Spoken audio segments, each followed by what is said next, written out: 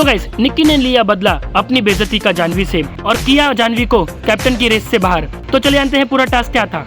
Captain का task शुरू होने से पहले ही निक्की ने प्लानिंग बना लिया था कि वो जानवी को नॉमिनेट करेगी। जिसके बाद फिर निक्की टीम बी के पास जाती है और कहती है कि अगर मेरा वोट किसी के लिए होगा तो वो अंकिता फिर सूरज के लिए होगा, क्योंकि मैं जानवी को नॉमिनेट करना चाहती हूँ। और फिर इसी टास्क के थर्ड राउंड में हमें सबसे पहले वैभव वजर बजाता है और फिर सूरज अम्ब्रेला को खींचकर रेड जोन तक लेकर जाता है। जिसके बाद फिर वैभव का जो वोट होता है वो खारिज हो जाता है। मगर ट्विस्ट हमें देखने को मिलता है चौथे राउंड में, जहाँ पर सबसे पहले निक्की बजर बजाती है और फिर जानवी कोशिश करती है कि वो अम्ब्रेला को खींचकर रेड जोन तक लेकर जाए। मगर वहाँ पर हमें एक और बार पॉलिटिक्स देखने को मिलती है कि तीनों कंटेस्टेंट जानवी के अगेंस्ट खड़े होकर अम्ब्रेला को राइट जोन से बाहर निकलने नहीं देते हैं। जिसके बाद फिर निक्की का वोट बाहर निकल के आता है और फिर वो कहती है कि मैं जानवी को नॉमिनेट करती हूँ कैप्टनसी की रेस से। और इसका कारण ये है, जब मुझे खाना इसने नहीं दिया था तब मुझे काफी गुस्सा आया और अब मैं समझ गई हूँ कि ये कैसी कैप्टन होगी।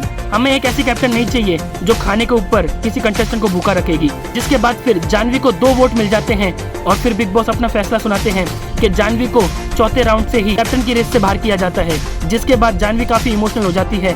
फिर वो तीनों कंटेस्टेंट को हाथ मिलाकर उनको ऑल द बेस्ट कहती है। गाइस, आपको बता दें कि अभी तक सिर्फ 4 राउंड हुए हैं, मगर इन चारों ही राउंड में जानवी की जितनी तारीफ करे उतनी कम है, क्योंकि जानवी ने पूरे टास्क में इन तीनों को काफी टफ फाइट दी, जिसमें जानवी को काफी चोट भी लगी थी, मगर फिर भी उसने आखिरी तक हार नहीं मानी। तो अब देखना ये होगा कि आगे के जो राउंड बचे हैं उनमें क्या ट्विस्ट होता है और कौन बनेगा कैप्टन। आपको क्या लगता है, हमें कमेंट करके जरूर बताइए।